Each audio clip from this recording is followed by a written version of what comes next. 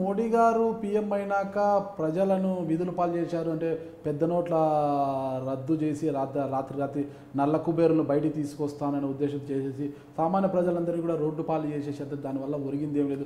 ఒక్కొక్కరి ఖాతాలలో 10 లక్షలు వేస్తా 5 లక్షలు వేస్తారు హామీలు ఇచ్చి ఇంతవరకు ₹1 వేసింది లేదు. ఇవన్నీ ఎవరి కోసం చేస్తున్నారు? అసలుకి బ్యాంకులోకి వెళ్తే మా డబ్బులు మేము తీసుకోవడానికి కూడా ఆంక్షలు ఉన్నాయి. మా డబ్బులు మేము తీసుకున్నా కూడా నిలబడే పరిస్థితి దాపురించిన ప్రజలు ఇబ్బందులు. ఇది తప్ప ఇంకా ఏం సాధించారు నరేంద్ర మోడీ గారు అంటున్నారు కదా. డిమానిటైజేషన్ మాట్లాడుతున్నారు మీరు. కాంగ్రెస్ ప్రభుత్వంలో బ్యాంక్ ఇంట్రెస్ట్ రేట్లు ఇప్పుడు నాగరాజు గారు వెళ్ళి హౌసింగ్ లోన్ తీసుకోవాలా, ఇంటి కోసం లోన్ తీసుకోవాలా, అరవింద్ వెళ్ళి బిజినెస్ లోన్ తీసుకోవాలా. హౌసింగ్ లోను 11%, 12% ఉండేది. బిజినెస్ లోను 14%, 15% ఉండేది. డిమానిటైజేషన్ వల్ల డబ్బు బ్యాంకులోకి వచ్చింది, నల్ల డబ్బు అంతా బ్యాంకులోకి వచ్చింది.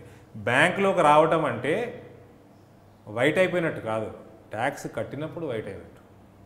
దాన్ని లెక్క చూపెట్టాలా, ఎక్కడి నుంచి సంపాదించి చూపెట్టాలా, ఆ స్కీమ్లో డిమానిటైజేషన్ స్కీమ్లో ట్యాక్సింగ్ సిస్టమ్ ఎట్లా వాళ్ళు పెడితే ఆ రకంగా ట్యాక్స్ కట్టాల్సి వస్తుంది. అప్పుడు వైట్ అవుతుంది. ఆయన డబ్బులు వేయగానే వైట్ అయిపోదు. మనం ఏదో బయటపడిపోయినాం అనుకోవద్దు. దానికి లెక్క పత్రము ఆన్సర్లు అన్నీ ఇవ్వాల్సి వస్తుంది సిస్టమ్కి, ఇన్కమ్ ట్యాక్స్ డిపార్ట్మెంట్కి. కానీ బ్యాంకులలో అంత డబ్బు వచ్చేసరికి ఏమైంది, బ్యాంకులు మంచి వ్యాపారస్తులు ఎవరున్నారు, లోన్లు టైం టు టైం ఈఎంఐలు కట్టేవాళ్ళు ఎవరున్నారు చూసి వాళ్ళకి లోన్లు ఇవ్వడానికి బ్యాంకులు బిజినెస్ వాళ్ళ దగ్గర రావడం జరిగింది. అట్లాంటప్పుడు హౌసింగ్ లోన్ వెళ్ళేసరికి ఇప్పుడు మీరు 11-12% తీసుకునేవాళ్ళు 2016 బిఫోర్, డిమానిటైజేషన్ బిఫోర్. ఇవాళ మీరు హౌసింగ్ లోన్ తీసుకుంటే 8%కి వస్తుంది. 4% డ్రాప్ ఉంది. మీరు ₹1,00,00,000 తీసుకుంటే సంవత్సరానికి 4 లక్షలు మిగులుతుంది.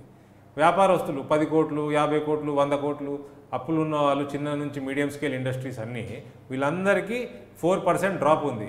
100 కోట్ల లోన్ ఉన్న ఇండస్ట్రియలిస్ట్కి ఇవాళ సంవత్సరానికి 4 కోట్లు ఇంట్రెస్ట్ తక్కువ కడుతున్నాడు.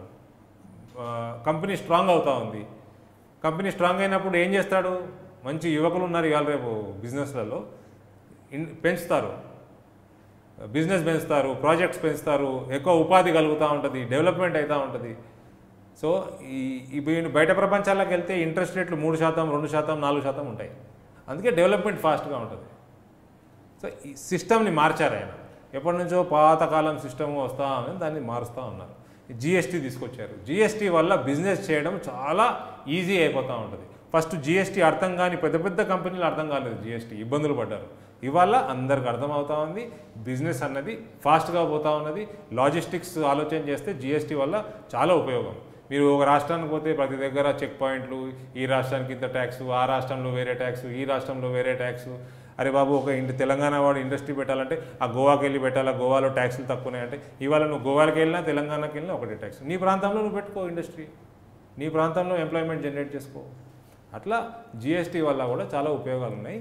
అట్లా చేసినప్పుడు ఇంత పెద్ద మేజర్ డెసిషన్స్ తీసుకున్నప్పుడు చిన్న చిన్న ఇబ్బందులు వస్తాయి. అవన్నిటికీ మనం